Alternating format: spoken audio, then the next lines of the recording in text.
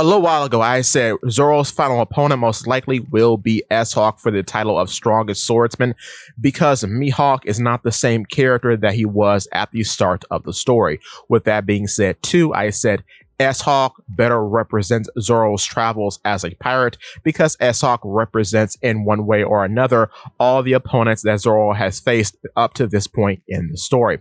With that being said, given Zoro's rivalry with Sanji, one could say that Sanji too is a part of S-Hawk because their origins do overlap. Both of their fathers did work for Mads at one point. What is Sanji? Sanji, like S-Hawk, is a genetic experiment built for the purpose of combat. Both of them end up having very hard bodies, command over fire, and abilities that are not exactly devil fruit powers, but are very adjacent to devil fruit powers.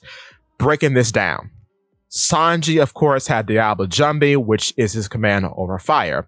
S-Hawk, in being a Lunarian, has command over fire as well, but his pyrokinetic abilities don't seem to be as developed as King's, for example. But they do govern his speed and durability. Both of them have very hard bodies, as after Sanji's awakening, which is very interesting, but after his awakening, he developed an exoskeleton that gives him regenerative properties, but also gives him a very hard body.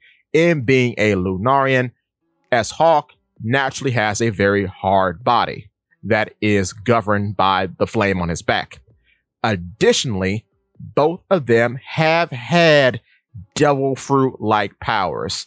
S-Hawk, more obviously, has something that is basically a devil fruit power. He has the abstract, the lineage factor of the dice fruit from Das Bones Mr. One. So he actually has a devil fruit power without having eaten a devil fruit. Where Sanji, thanks to the power of his raid suit, had an ability very adjacent to a devil fruit power that he always wanted, which was the clear fruit. It doesn't have the very almost magical properties of the clear fruit, in which he can turn others invisible as well as himself, but he can turn himself invisible because the suit has some sort of cloaking technology built into it, like the rest of the raid suits do. They all give the Germa children special abilities. So, with that being said, I think this bolsters the claim that S-Hawk again would be a more appropriate final opponent for Zoro, because literally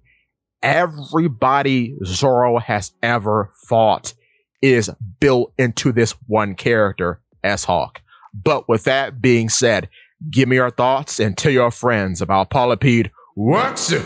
Also check out that video. It'll be linked at the end of this one.